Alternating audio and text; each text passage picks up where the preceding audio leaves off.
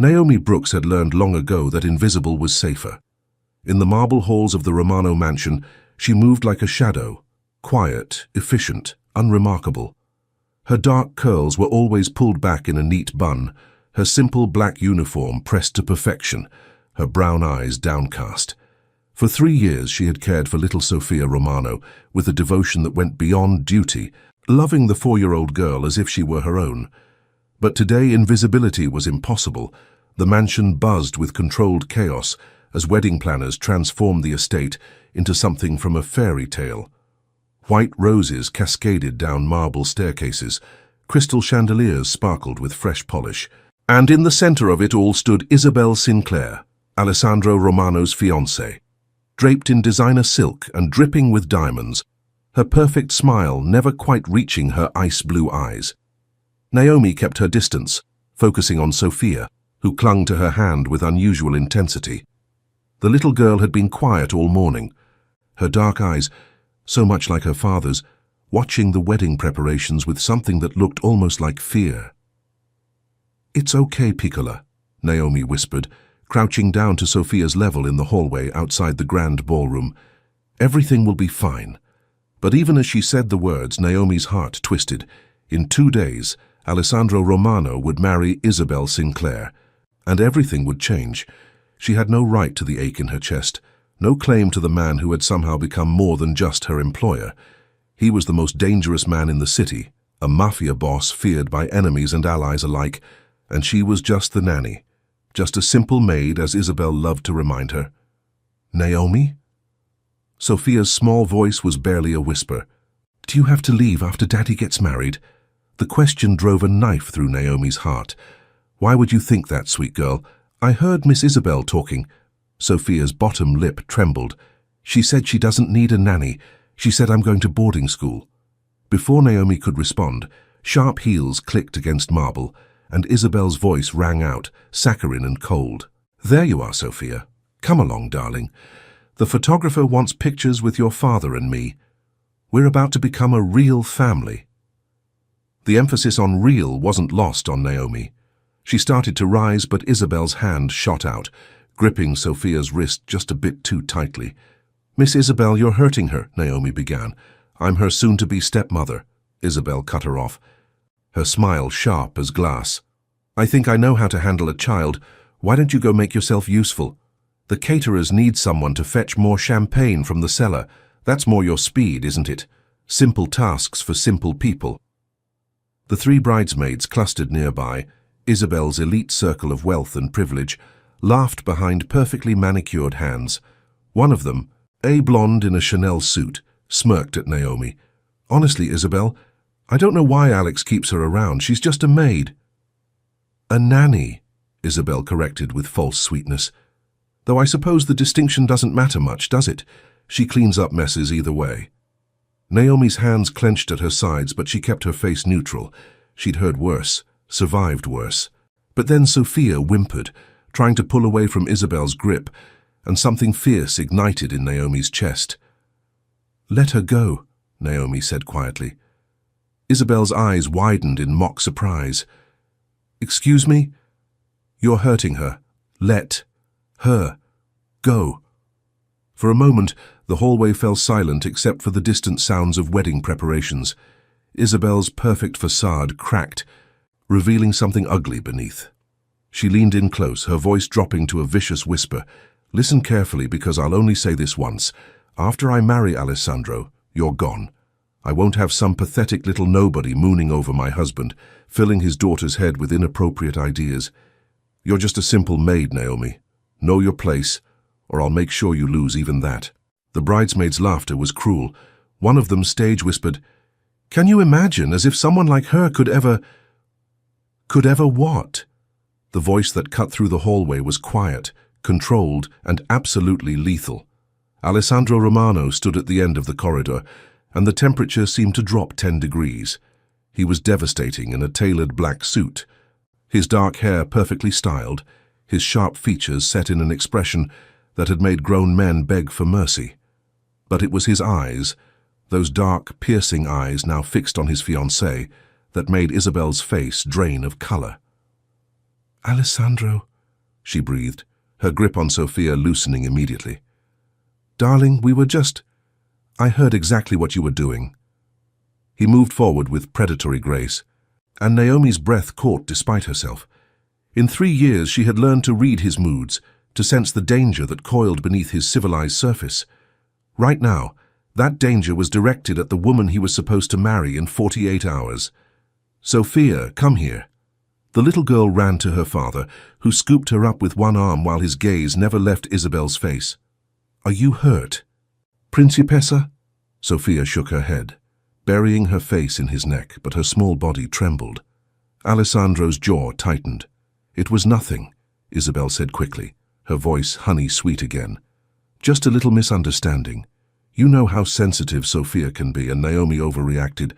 Naomi was protecting my daughter. Each word was precise, cutting, from you. Isabel laughed, but it sounded brittle. Don't be ridiculous. I would never hurt Sophia. I love her. Do you? Alessandro's voice was soft, dangerous. Is that why you've been planning to send her to boarding school without discussing it with me? The color that had returned to Isabel's face drained again. That was just an idea. For her education. The best schools. She's 4 years old. Alessandro, please. Isabel reached for him, but he stepped back, Sophia still secure in his arms. You're making a scene over nothing, over her. She shot a venomous glance at Naomi. She's poisoning you against me. Can't you see that? She's just a... Finish that sentence, Alessandro said quietly, and the wedding is off. The hallway went silent. Isabel's mouth opened and closed. Her bridesmaids stood frozen, their earlier smugness evaporated. And Naomi couldn't breathe, couldn't think, couldn't process what was happening. You don't mean that, Isabel finally whispered. The invitations are sent. The families are coming. The alliances, I don't give a damn about the alliances. Alessandro's voice was cold steel. I care about my daughter, and I will not allow anyone, family, ally, or wife, to treat her with anything less than the love and respect she deserves. He turned to Naomi then, and his expression softened in a way that made her heart stutter. That includes the woman who has shown Sophia more genuine affection in 3 years than her own mother ever did. Naomi's throat tightened. Sophia's mother, Alessandro's late wife, was a subject rarely discussed, a wound still raw despite 3 years of healing. Isabel must have sensed she was losing ground, because her voice turned pleading. Alessandro, darling, I understand you're upset, but think about what you're saying, think about us, about our future together. You can't throw it all away because of one little argument with the help. Get out. The words were barely above a whisper, but they carried the weight of absolute authority. What? Get out of my house. The wedding is cancelled. Marco will escort you and your friends off the property. As if summoned, Alessandro's head of security appeared at the end of the hallway, a mountain of a man who had clearly been listening to every word. His expression was carefully neutral, but Naomi caught the slight quirk of approval at the corner of his mouth. Isabel's perfect composure finally shattered. You can't do this. My family, your family, the contracts are meaningless compared to my daughter's well-being. Alessandro adjusted Sophia in his arms, pressing a kiss to her dark curls, and perhaps meaningless compared to other things I've been too blind to see. His eyes met Naomi's again, and the intensity in that gaze made her knees weak. This is because of her, isn't it? Isabel's voice rose, shrill now, desperate. You're throwing away everything for a nobody? A simple maid? She's nothing, Alessandro. Nothing. She's everything. The words hung in the air like a bomb detonation. Naomi's heart stopped. Isabel's face twisted with rage and humiliation. Sophia lifted her head from her father's shoulder, her small face confused but hopeful. Marco, Alessandro said calmly, please see Miss Sinclair and her guests out, permanently. As Marco moved forward, Isabel's fury erupted. You'll regret this. Your father will do nothing. Alessandro cut her off, his voice dropping to that deadly quiet register, unless he wants to discover exactly what I know about his offshore accounts and his creative interpretation of tax law. I suggest you take this as the generous exit it is. Isabel opened her mouth, then closed it. She was beaten, and she knew it. With a final look of pure hatred directed at Naomi, she turned on her heel and stormed toward the exit, her bridesmaids scrambling after her like baby ducks following a swan. The hallway fell silent except for the distant sounds of confused wedding planners still preparing for an event that would never happen. Alessandro turned to Naomi, and she saw something in his eyes she'd never dared to name before. Something that looked dangerously like the feelings she'd been burying for 3 years. "Naomi," he said softly, "I think we need to talk. Like this story. Click the thumbs up and subscribe for more emotional journeys that will make your heart race." The study felt smaller than usual with Alessandro Romano pacing in front of the floor-to-ceiling windows, the Manhattan skyline glittering behind him like a backdrop to a dream Naomi couldn't believe she was having. Sophia had been settled in her room with a cartoon and her favorite stuffed elephant, leaving Naomi alone with the man who had just blown up his entire wedding for her. For her. No, she told herself firmly. For Sophia. This was about his daughter. Not about the nanny who had been foolish enough to fall in love with a man so far out of her reach he might as well have been a star. "Stop looking at me like that," Alessandro said without turning around. Naomi's breath caught. "Like what?" "Like you're waiting for me to come to my senses and fire you." He turned, and the raw vulnerability in his dark eyes made her chest ache. "Like you're already halfway out the door." "Aren't I?" The words came out smaller than she intended. "Mr. Romano, what you did today, cancelling the wedding, throwing out Miss Sinclair, was long overdue," he interrupted. "And stop calling me Mr. Romano. After 3 years, Naomi, I think we're past that." She folded her hands to keep them from shaking. "Your family won't see it that way. The Sinclairs were an important alliance. The other families can go to hell if they think I'll sacrifice my daughter's happiness for politics." He moved closer, and Naomi forced herself not to step back, not to retreat into the safety of invisibility. "And before you start listing all the practical reasons I made a mistake, let me ask you something. Do you think I made a mistake?" The question hung between them, loaded with meaning she didn't dare unpack. "It's not my place to—" "Naomi." Her name on his lips was almost pleading. "Please, no more hiding behind protocol, no more Mr. Romano and not my place. Just tell me the truth. Did I make a mistake?" She looked up at him, really looked at him, and saw past the dangerous Mafia boss, past the ruthless businessman, to the father who had just chosen his daughter over duty, to the man who had defended her honor without hesitation. "No," she whispered. "Sophia needs someone who loves her, someone who sees her as more than a pawn in a power game." "And what about what I need?" The question caught her off guard. In 3 years, she had never heard Alessandro Romano admit to needing anything. He was self-sufficient, powerful, untouchable. "I don't understand," she managed. He closed the distance between them, and suddenly she could smell his cologne, something expensive and distinctly masculine that made her dizzy. "Then let me be clear. I didn't cancel my wedding just for Sophia." Naomi's heart thundered against her ribs. "Mr. Romano, Alessandro." His hand came up to cup her cheek, and the gentleness of the touch nearly undid her. "Say my name, Naomi." "Alessandro," she breathed, and something in his eyes ignited. 3 years, he said quietly.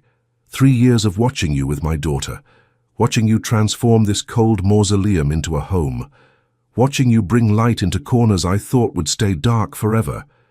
His thumb traced her cheekbone, and she trembled. 3 years of telling myself it was wrong to want you, that you were off limits, that I was engaged to another woman and you were my employee, and there were 1,000 reasons I couldn't have you. "There still are," Naomi said, but her voice lacked conviction. "Your family, the business, the other families. I'm just—" "If you say just a nanny or just a maid, I swear I'll lose my mind." His other hand came up to frame her face, holding her gently but firmly. "You are not just anything, Naomi Brooks. You're the woman who makes my daughter laugh, the woman who leaves notes in Sophia's lunchbox with drawings that make her smile, the woman who learned Italian just so you could read her bedtime stories in her grandmother's language." Naomi's eyes widened. "How did you—" "I notice everything about you." The confession was raw, honest. "The way you hum when you think no one's listening. How you always make sure there's fresh coffee in the morning before I wake up. The way you bite your lip when you're concentrating. How you braided Sophia's hair in the same pattern as the picture of my mother she found in the attic. His voice softened. I notice, Bella. I've always noticed. Tears burned Naomi's eyes. This can't happen. You're Alessandro Romano. I'm nobody. I grew up in a studio apartment in Brooklyn with my grandmother. I take the subway.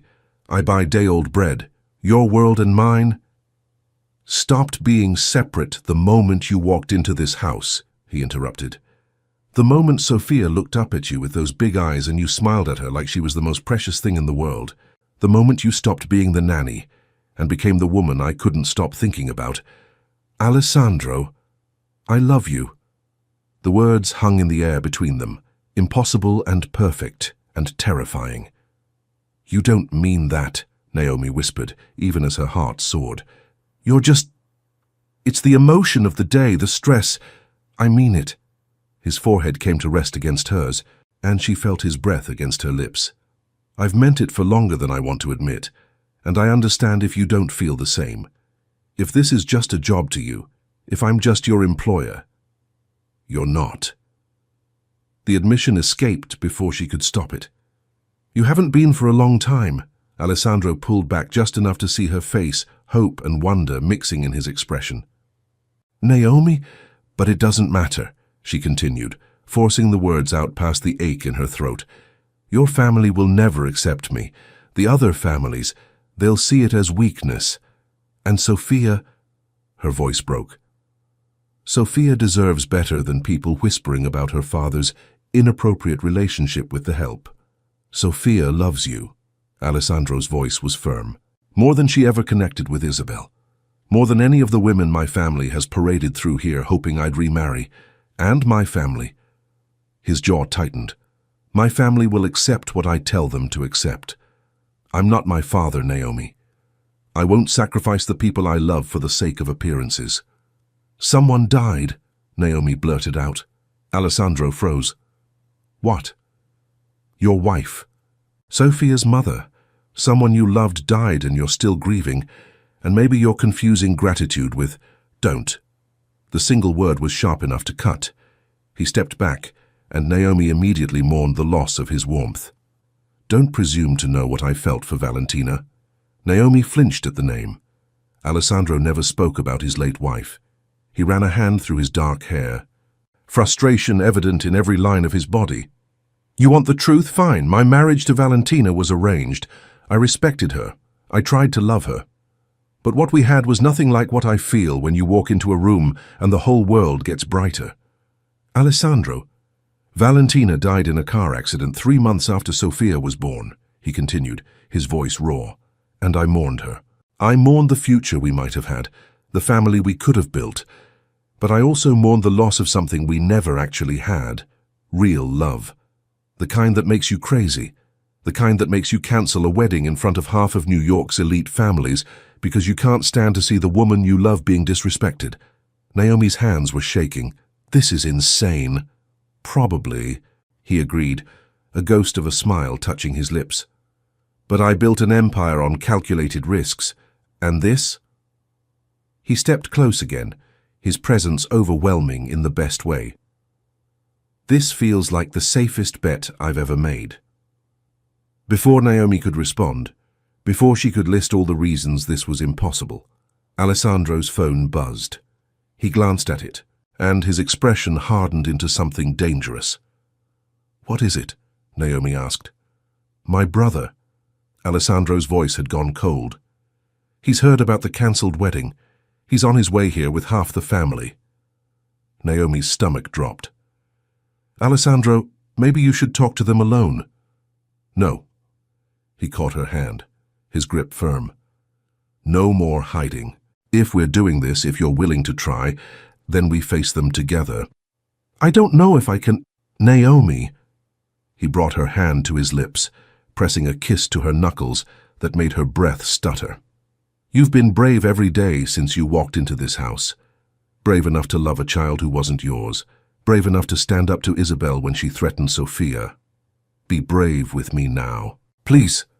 She looked up at him, at the dangerous, powerful man who had just laid his heart at her feet, and felt something shift inside her chest. 3 years of carefully maintained walls crumbled. "Okay," she whispered. "Okay. Don't miss what happens next. Hit the subscribe button and turn on notifications so you never miss a moment of this incredible love story." The Romano family arrived like a storm. Expensive cars pulling up to the mansion's circular drive, doors slamming, voices already raised before they even crossed the threshold. Naomi stood slightly behind Alessandro in the grand foyer, Sophia's small hand clutched in hers, trying not to let her fear show. Alessandro's brother Lorenzo entered first. He was shorter than Alessandro but broader, with the same dark eyes and an expression that could have cut glass. Behind him came Alessandro's uncle, Salvatore, and his aunt, Bianca, the family matriarch who had ruled the Romano household long before Alessandro had taken over as boss. "Explain," Lorenzo demanded without preamble. "Explain why I had to hear from Isabel Sinclair's furious father that my brother has lost his mind." "I didn't lose anything," Alessandro replied calmly. "I gained clarity." "Clarity?" Bianca's voice was sharp as she swept into the foyer, her designer dress rustling. "You threw away an alliance that took months to negotiate. The Sinclairs are furious, their allies are circling like sharks, and for what?" Her dark eyes landed on Naomi, and her lip curled. "For this?" Naomi flinched, but Alessandro's hand found the small of her back, a subtle gesture of solidarity that didn't go unnoticed.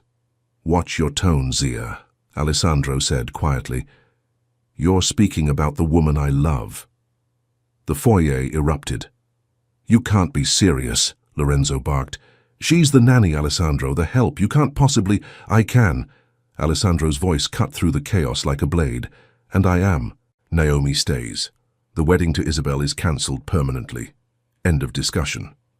"Like hell it is." Lorenzo moved forward, his face flushed with anger. "Do you have any idea what this makes us look like? The Romanos don't break contracts. We don't humiliate allied families. We don't throw away strategic marriages for love." Alessandro's voice was dangerously soft. "For happiness. For choosing my daughter's well-being over politics." "Your daughter?" Bianca's laugh was bitter. "This is about Sophia? Please, we all know what this is really about." Her gaze raked over Naomi with undisguised contempt. "How long have you been seducing my nephew? How long have you been whispering in his ear, turning him against his own family?" "She hasn't—" Alessandro started, but Naomi cut him off. "I haven't done anything," she said, her voice steadier than she felt. She stepped forward, meeting Bianca's hostile gaze head-on. "I've taken care of Sophia. That's all. That's all I've ever done. And made yourself indispensable," Salvatore spoke for the first time, his voice calculating. "Smart. Make yourself necessary to the child, and eventually the father follows. It's almost admirable, really. Ruthless." "It wasn't like that," Naomi insisted, but she could hear how weak it sounded. "Then what was it like?" Lorenzo demanded. "Explain to me how my brother, the head of this family, a man who understands duty and honor, suddenly decides to destroy years of careful alliance building for a woman he barely knows." "I know her," Alessandro said, his voice hard. "I know she gets up at 5 in the morning to make Sophia's favorite pancakes. I know she donated half her salary last year to a women's shelter in Brooklyn. I know she spent her days off teaching English to immigrant families at the community center. I know she's kind, brave, and more honest than anyone in this room." The silence that followed was heavy with tension. "You investigated her," Bianca said flatly. "Of course you did." "I protect what's mine," Alessandro replied. "And yes, I know everything about Naomi Brooks, including the fact that she had 3 job offers from wealthy families offering twice what I pay, and she turned them all down because she didn't want to leave Sophia." Naomi's breath caught. She hadn't known he knew about those offers. "How touching," Bianca said coldly. "But love doesn't pay debts. Love doesn't keep rival families from seeing this as weakness. Love doesn't maintain respect." "Respect?" Alessandro's laugh was harsh. "You want to talk about respect? Let's talk about how Isabel grabbed my 4-year-old daughter hard enough to leave bruises. How she planned to ship Sophia off to boarding school without my knowledge. How she looked at a woman who has been nothing but loyal and called her nothing. His voice dropped to something lethal. If that's the kind of alliance you want me to honor, then I don't want your version of respect. She was going to send Sophia away? Salvatore's voice had changed, sharpened with interest. For all his calculating nature, he had always had a soft spot for Sophia. To Switzerland, Alessandro confirmed.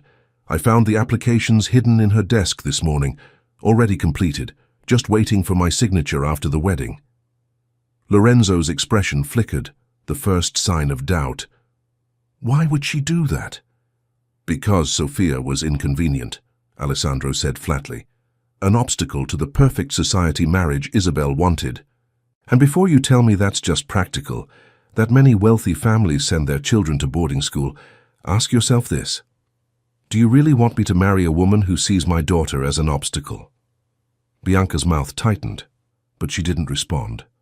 The other families will still see this as an insult, Salvatore said finally. The Sinclairs have allies. They'll demand recompense. Then they can demand it, Alessandro replied.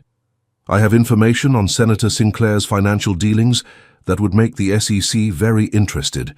If they want to go to war, I'll bury them.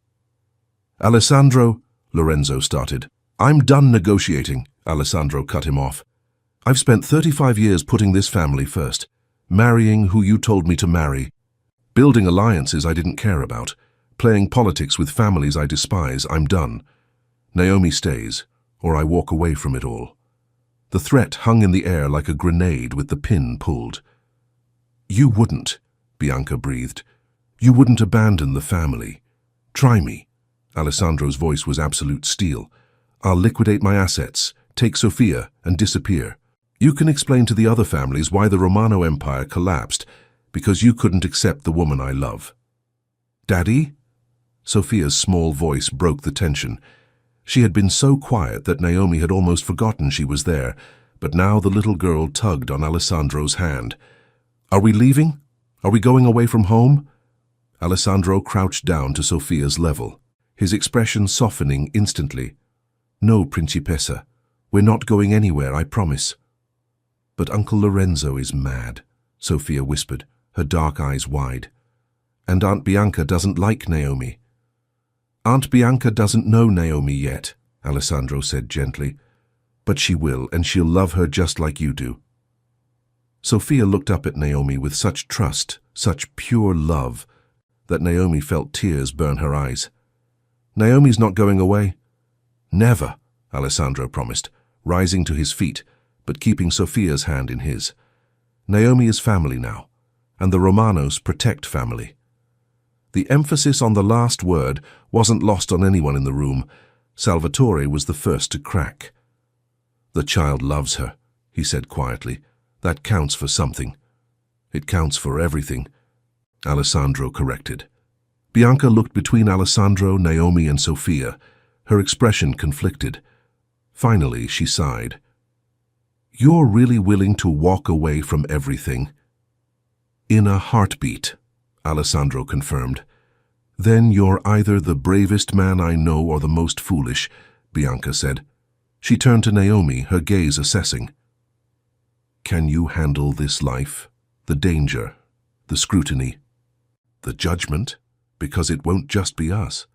The entire world will have opinions about the nanny who captured Alessandro Romano's heart. Naomi met her gaze steadily. I don't care what the world thinks. I care about Sophia, and... She took a breath, feeling Alessandro's hand steady on her back. And I care about Alessandro. If he's willing to fight for this, then so am I. Something shifted in Bianca's expression, not quite approval, but perhaps the beginning of respect. You're braver than I thought. She's been brave since the day we met, Alessandro said. Now, are we done here? Because I'd like to have dinner with my family, all of my family, without World War III breaking out in my foyer. Lorenzo ran a hand through his hair, frustration evident. You're going to owe me. The cleanup on this, the Sinclairs, the other families, it's going to take work.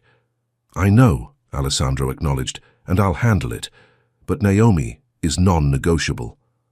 I gathered that, Lorenzo said dryly. He looked at Naomi, his expression unreadable. You break his heart and we'll have problems. If I break his heart, Naomi replied quietly, I'll deserve whatever you do to me. Lorenzo's mouth twitched, almost a smile. Maybe you will fit in after all. Is your heart racing? Mine too. Like and subscribe to see how this impossible love story unfolds. The Romano family left with warnings and grudging acceptance, but Naomi knew the battle was far from over. Over the next week, she felt the weight of judgment from every corner. The household staff whispered when they thought she couldn't hear. Photographers camped outside the mansion gates, hoping for a glimpse of the nanny who stole Alessandro Romano's heart. The tabloids were merciless, digging into every detail of her life. But Alessandro never wavered. He held her hand at family dinners, introduced her to business associates as the woman I'm going to marry, shut down every whispered insult with a look that could freeze blood. It was Sophia who suffered most from the attention. Naomi discovered it by accident, arriving early to pick Sophia up from her exclusive preschool and finding the little girl crying in the bathroom. Two other girls stood nearby, daughters of wealthy families, their expressions showing a cruelty that shouldn't exist in 4-year-olds. What happened? Naomi demanded, kneeling beside Sophia. They said you're not a real princess, Sophia sobbed. They said their mummy said Daddy made a mistake.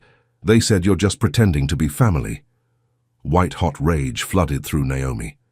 She stood, fixing the two girls with a look that made them step back. Sophia's father loves her very much, and what anyone else's mother thinks doesn't matter. Now apologize. The girls mumbled apologies and fled, but as Naomi held Sophia close, she felt the first real crack in her resolve. Was Alessandro's love worth putting Sophia through this, worth the child being ostracized by her peers because of Naomi's relationship with her father? That night, after putting Sophia to bed, Naomi found Alessandro in his study, going over security reports. He looked up when she entered, his expression softening. Bella, you look exhausted. Come here. But Naomi stayed near the door. We need to talk. Something in her tone made him straighten. What's wrong? Sophia was bullied today at school because of us. Alessandro's expression went thunderous. Who? It doesn't matter who, Naomi said tiredly. It matters that it happened, that it will keep happening. Alessandro, I love you. God help me, I do, but I can't let Sophia suffer because... Don't! He was around the desk in seconds, pulling her into his arms. Don't you dare finish that sentence. Don't you dare think about leaving. I'm not leaving, Naomi said against his chest. I'm trying to protect her. So am I. Alessandro pulled back enough to cup her face, his dark eyes intense. Which is why I'm pulling her from that school. Marco has already vetted 3 better options with more security and better screening of families. And before you argue, know that I was planning to do this anyway. That school has been a problem for months. You can't rearrange her entire life because of me. I can rearrange the entire world because of you, Alessandro said fiercely. Both of you. Don't you understand yet, Naomi? You and Sophia are my world now. Everything else is just background noise. Pretty loud background noise, Naomi said, but she leaned into his touch. Then let me turn down the volume. He pressed a kiss to her forehead, then her cheek, then, finally, her lips. It was soft, gentle, and devastating in its tenderness. When he pulled back, his eyes were dark with promise. Marry me. Naomi's breath caught. What? Marry me, Alessandro repeated. Not someday. Not eventually. Soon. Next month. Let me make this official. Let me give you and Sophia my name and every protection that comes with it. Alessandro. I know it's fast, he continued, his voice urgent now. I know we should probably wait, do this properly. But I don't want to wait. I've wasted too much time already pretending I didn't love you. Pretending I could marry someone else when you were the only woman I've ever actually wanted. Naomi's heart thundered against her ribs. Your family will adjust. Bianca is already coming around. She spent an hour with Sophia yesterday, and my daughter told her all about how you taught her to braid hair and make cookies. Lorenzo is handling the Sinclair situation, the other families. He shrugged. They'll fall in line or face the consequences. I'm Alessandro Romano, Naomi. When I make a decision, people accept it. I'm scared, Naomi admitted. Scared that I'm not enough, that I'll never fit into your world, that one day you'll realize that you're the best thing that ever happened to me, Alessandro interrupted. I already know that, Bella. I've known it for 3 years. The only question is whether you trust me enough to take this leap. Naomi looked up at him, at the dangerous, powerful, impossibly gentle man who had fought for her, defended her, loved her despite every obstacle, and felt the last of her resistance crumble. Yes, she whispered. Yes, I'll marry you. Alessandro's expression transformed, pure joy breaking through the controlled facade he showed the world. He kissed her again, deeper this time, pouring years of restrained desire into the contact. When they finally broke apart, both breathless, he rested his forehead against hers. I'm going to make you so happy, he promised. You and Sophia. I swear it. You already do, Naomi replied honestly. Every single day. But their happiness was short-lived. The next morning, Marco burst into the breakfast room with an expression that made Alessandro instantly tense. Boss, we have a problem. What kind of problem? Alessandro's hand found Sophia's shoulder protectively. The Sinclair family. They're not accepting the broken engagement quietly. Senator Sinclair has called a meeting with the 5 families. They're demanding compensation. Let them demand, Alessandro said coldly. Boss. Marco's expression was grave. They're not just demanding money. They're demanding blood. The temperature in the room dropped. Naomi felt ice flood her veins as Alessandro stood, his entire demeanor shifting from loving father to deadly predator in an instant. Explain, he ordered. Senator Sinclair is calling for a formal challenge. Old world rules. He's claiming you dishonored his family and his daughter. He wants... Marco glanced at Naomi and Sophia, clearly uncomfortable. Out with it, Alessandro snapped. He wants you to give up the woman or face consequences from all 5 families. Silence. Then Alessandro laughed, a sound so cold and dangerous that even Marco flinched. Let me be crystal clear, Alessandro said, his voice carrying the weight of absolute authority. Senator Sinclair can demand whatever he wants. The answer is no. Naomi stays. If the 5 families want war, they can have it. But they should know that I have enough information on each of their operations to bring them all down if they try to touch what's mine. Alessandro, Naomi started, her voice shaking. Maybe you should listen. No. He turned to her, and despite the danger crackling around him, his expression softened. I told you I would protect you. I meant it. The Sinclairs, the 5 families, the entire underworld, none of them are taking you from me. But Sophia is perfectly safe, Alessandro assured her. I'm tripling security. No one gets near either of you without going through me first. Over the next week, the Romano mansion became a fortress. Guards patrolled every entrance. Sophia's new school had been vetted and secured, and Alessandro moved through his business dealings like a man possessed, systematically dismantling any threat before it could materialize. But Naomi felt the strain, felt the weight of being loved by a man whose enemies would use her as a weapon against him. It all came to a head one night, when she found Alessandro in his study at 2 a.m., going over security reports with bloodshot eyes. Come to bed, she said softly from the doorway. He looked up and the exhaustion in his face broke her heart. Soon. I just need to... Alessandro, she crossed to him, taking the papers from his hands. You can't protect us from everything. Watch me, he said, but there was a desperate edge to his voice. I'm not leaving you, Naomi said firmly, cupping his face. But I need you to hear this. I need you to understand that I'm not afraid of your world anymore. I'm not afraid of the danger or the judgment or the enemies. The only thing I'm afraid of is losing you because you're so busy protecting me that you forget to live. Something in Alessandro's expression cracked. I can't lose you, he said roughly. You and Sophia, you're everything. If something happened, nothing will happen, Naomi interrupted. Because we're stronger together, all 3 of us. So stop trying to fight this battle alone and let me help you. How? Alessandro's laugh was bitter. You're not trained in combat? Connected to the underworld? Powerful? Naomi smiled slightly. No, but I love you. And sometimes that's the strongest weapon of all. Alessandro stared at her for a long moment.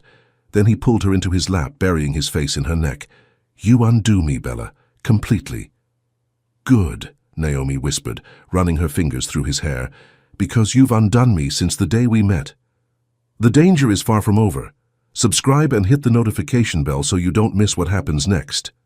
The meeting of the 5 families was held in neutral territory, a historic restaurant that had been closed to the public for the evening, its doors guarded by armed men from each faction. Alessandro had insisted Naomi stay at the mansion, but she had refused.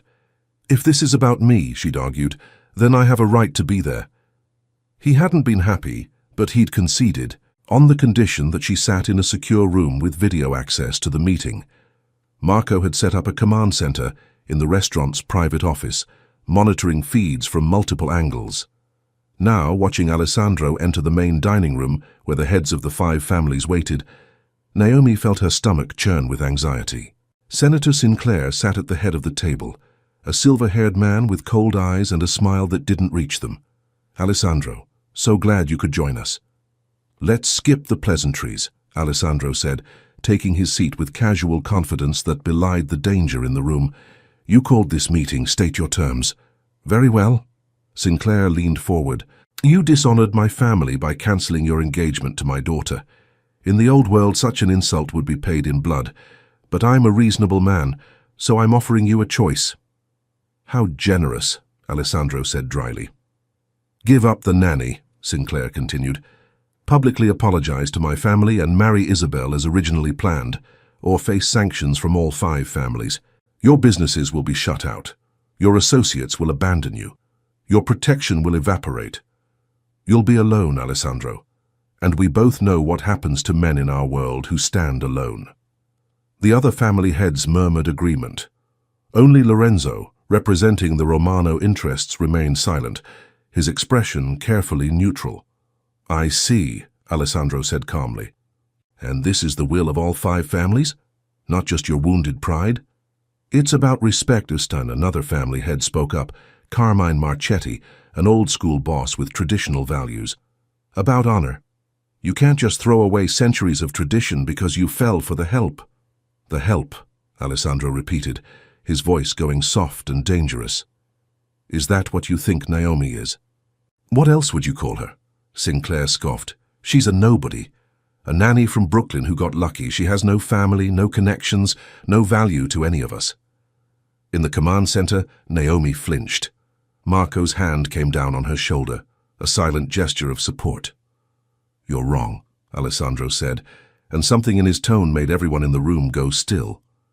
Naomi Brooks is a graduate of Columbia University, full scholarship. She speaks 4 languages fluently.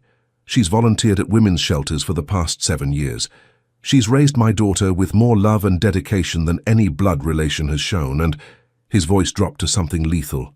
She's the woman I love, which makes her more valuable than every person in this room combined. Love. Sinclair spat the word like it was poison. Love doesn't matter in our world, Alessandro, you know that. Power matters, alliances matter, respect matters. Then let me show you what I think of your respect. Alessandro reached into his jacket, and immediately a dozen hands went to concealed weapons.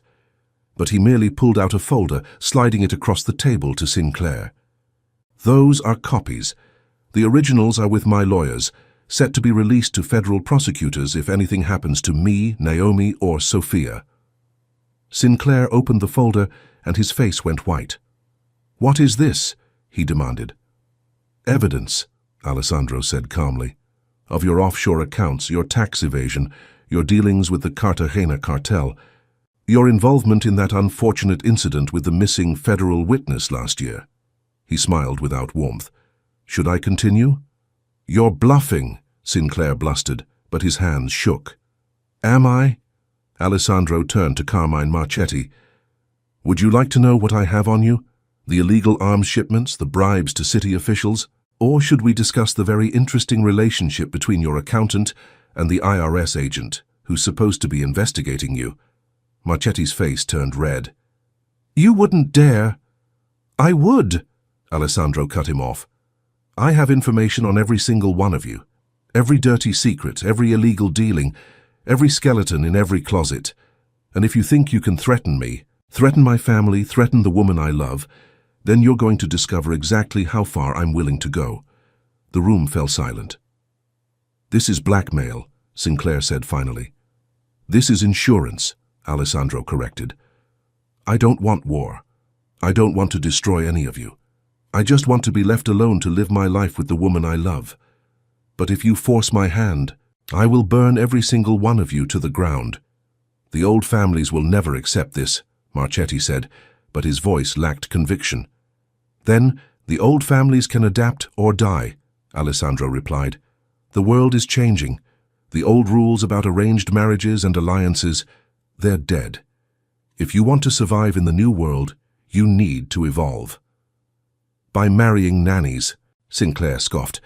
By marrying for love, Alessandro shot back. By building families based on respect and genuine connection instead of political maneuvering. By being better than our fathers were. He stood, his presence commanding the room. I'm giving you all one chance. Walk away now, accept that Naomi is part of my family, and we can all continue doing business as usual. Or push this, and you'll discover that I'm not my father. I won't play by the old rules just because you're too scared to break them. And if we refuse, Sinclair demanded, then in 48 hours, everything in those folders, and trust me, there's much more than what you saw, goes to federal prosecutors, the FBI, and every major news outlet in the country. Alessandro's smile was cold. Your choice. Gentlemen, peace or mutually assured destruction. In the command center, Naomi held her breath as the family heads exchanged glances. The tension in the main dining room was thick enough to cut. Finally, it was Lorenzo who broke the silence. I vote for peace. You would, Sinclair snarled. He's your brother. He's also right, Lorenzo replied calmly. The old ways are dying. We either adapt or get left behind. And personally, I'd rather not spend the rest of my life in federal prison, because we couldn't handle the fact that my brother fell in love with a good woman. Carmine? Alessandro prompted. Marchetti looked at the folder, then at Alessandro, his expression conflicted. Finally, he sighed. Fine. Peace. But don't expect me to be happy about it. I'll take grudging acceptance, Alessandro said. He turned to Sinclair. And you? Sinclair's face was twisted with rage, but he was beaten and he knew it. You'll pay for this humiliation, Romano.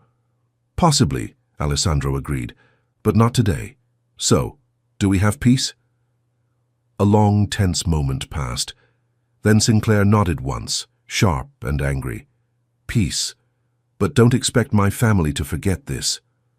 I don't expect anything from your family, Alessandro replied, except to be left alone. As the meeting broke up, as the family heads filed out with varying degrees of anger and resignation, Naomi felt tears slip down her cheeks. Alessandro had fought for her, had risked everything for her, had stood against the combined power of the 5 families and won. When he finally entered the command center, she threw herself into his arms. You're insane, she sobbed against his chest, completely insane. Probably, he agreed, holding her tight, but I told you I'd protect you. I always keep my promises, Bella. Can you believe what just happened? Like and subscribe if you're as emotional as I am right now. 3 months later, Naomi stood in front of a mirror in the Romano mansion's master bedroom, hardly recognizing the woman looking back at her. The wedding dress was simple but elegant, ivory silk that hugged her curves, with delicate lace sleeves and a train that whispered across the marble floor. Her natural curls had been styled into soft waves, a diamond and pearl tiara nestled among them. You look like a princess, Sophia breathed from the doorway. She was dressed in a miniature version of Naomi's gown, her dark curls bouncing as she ran forward to hug Naomi's legs. We both do, Naomi said, crouching down to kiss Sophia's forehead. Are you ready to be my flower girl? I'm ready to be your daughter, Sophia said seriously. Daddy said, after you get married, we're going to be a real family, with papers and everything. Naomi's throat tightened. Alessandro had already started adoption proceedings, determined to make their family official in every possible way. The realist family, Naomi promised. A knock on the door announced Bianca's arrival.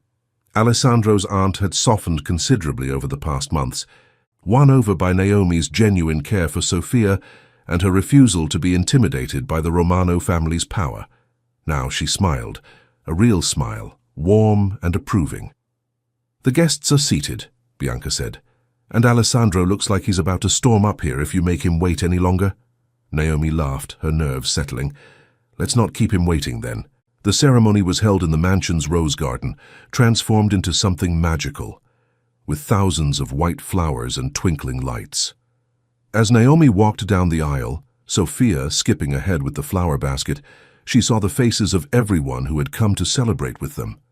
Lorenzo grudgingly approving, Marco standing as Alessandro's best man with actual tears in his eyes, members of the household staff who had become like family, and at the end of the aisle, looking devastatingly handsome in a tailored black suit, Alessandro Romano with an expression of such pure love that it took her breath away. When she reached him, he took her hands and she saw that his were trembling slightly. "Nervous?" she whispered. "Terrified," he admitted. "Terrified I'll wake up and this will all be a dream." "It's not a dream," Naomi assured him. "It's real, we're real." The ceremony was short, but perfect. When the priest finally said, "You may kiss your bride," Alessandro didn't hesitate. He pulled Naomi into his arms and kissed her with a passion that made several guests clear their throats and others cheer. When they finally broke apart, breathless and laughing, Sofia tugged on Alessandro's jacket. "Does this mean Naomi is my mommy now?" she asked hopefully. Alessandro and Naomi exchanged glances, then both crouched down to Sofia's level. "If you want me to be," Naomi said gently, "I know I can never replace your first mommy, but I love you so much, Sofia, and I'd be honored to be your mommy too." Sofia's response was to throw her arms around both of them, and suddenly they were a tangle of limbs and laughter and tears, the guests forgotten as they held each other close. "My girls," Alessandro murmured, and Naomi heard the wonder in his voice. "My family." Naomi sat in the mansion's renovated library, now also serving as a community space where she taught English classes to immigrant families twice a week. Alessandro had not only supported the project, but had funded it, turning what could have been a trophy wife existence into something meaningful. Sofia was at her new school, a progressive academy that Alessandro had thoroughly vetted, making friends and thriving in an environment that celebrated her for who she was, not who her father was. And Alessandro.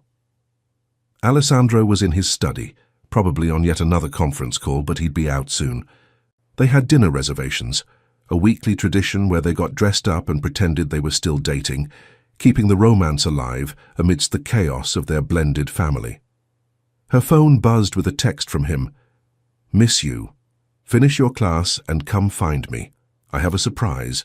Naomi smiled, excusing herself from her students and making her way to Alessandro's study. She found him standing by the window, looking out at the city skyline with Sofia's latest crayon drawing in his hand, a picture of the three of them labeled "My Family" in wobbly letters. "What's the surprise?" Naomi asked, sliding her arms around his waist from behind. Alessandro turned, pulling her close. "I've been thinking." "Dangerous?" she teased. "About expanding our family." He continued, and Naomi's breath caught. "Not right away," he added quickly.